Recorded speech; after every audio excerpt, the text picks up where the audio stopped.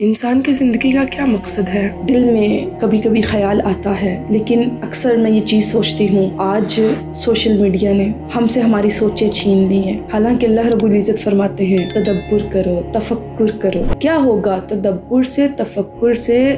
تمہارے دل کی گرہیں، تمہارے ذہن کی گرہیں کھل جائیں گی، تمہیں اللہ تعالیٰ کی معرفت نصیب ہوگی۔ لیکن آج ہم نے تدبر چھوڑ دیا، آج ہم نے تفکر چھوڑ دیا، آج کبھی دل میں خیال ہی نہیں گزرا کہ ہماری زندگی کا مقصد کیا ہے۔ ہم قرآن سے پوچھتے ہیں یا اللہ تو نے قرآن نازل کیا، ہماری زندگی کا مقصد کیا ہے؟ تو اس میں آیت مبارکہ ما خلقت الجن والانس الا لیعبدون، اللہ تعالیٰ فرماتے ہیں نہیں میں نے پیدا کیا جنوں کو اور انسانوں کو الا مگر لیعبدون، اس لیے کہ وہ میری عبادت کریں۔ عبادت کیا ہے؟ کیا نماز پڑھ لینا عبادت ہے؟ روزہ رکھ لینا عبادت ہے؟ عبادت کو اگر دیکھا جائے تو اس کا بڑا وسیع مفہوم ہے۔ عبادت عبد سے نکلا ہے، عبدن، اس کے مادے کی طرف جائے عبدن سے نکلا ہے، اور عبد غلام کو کہتے ہیں۔ اور غلام کا کیا کام ہوتا ہے؟ صبح سے شام تک، شام سے صبح تک وہ اپنے مالک کو راضی کرنے میں لگا رہتا ہے۔ حضرت ابراہیم بن ادہم فرماتے ہیں کہ میں نے رب کو پہچانا ایک غلام کے ذریعے۔ فرماتے ہیں میں ایک غلام خرید کے لایا، میں نے اس سے پوچھا کیا کھاؤ گے؟ کہنے لگا جو آپ کھلا دیں۔ پوچھا کیا پہنو گے؟ کہنے لگا جو آپ پہنا دیں۔ بڑے کوسچن کیے، ہر کوسچن میں اس کا جواب یہی تھا۔ فرماتے ہیں میرے دل میں حیرت ہوئی، میں نے پوچھا تو کیسے جواب دیتا ہے، تیری اپنی کوئی مرضی نہیں؟ کہنے لگا نہیں، غلام کی کوئی مرضی نہیں ہوا کرتی۔ فرماتے اس دن میں سمجھا کہ میرا رب میرا مالک حقیقی ہے۔ ذرا سوچئے، اللہ تعالیٰ نے انسان کو عبادت کے لیے پیدا کیا، تو ہم کیا عبادت کا حق ادا کرتے ہیں؟ جسٹ ایک اسپیسیفک ٹائم پہ نماز پڑھ لینا عبادت کا حق ادا نہیں ہوا، جسٹ روزہ رکھ لیا عبادت کا حق ادا نہیں ہوا، جسٹ زکوٰۃ دے دی عبادت کا حق ادا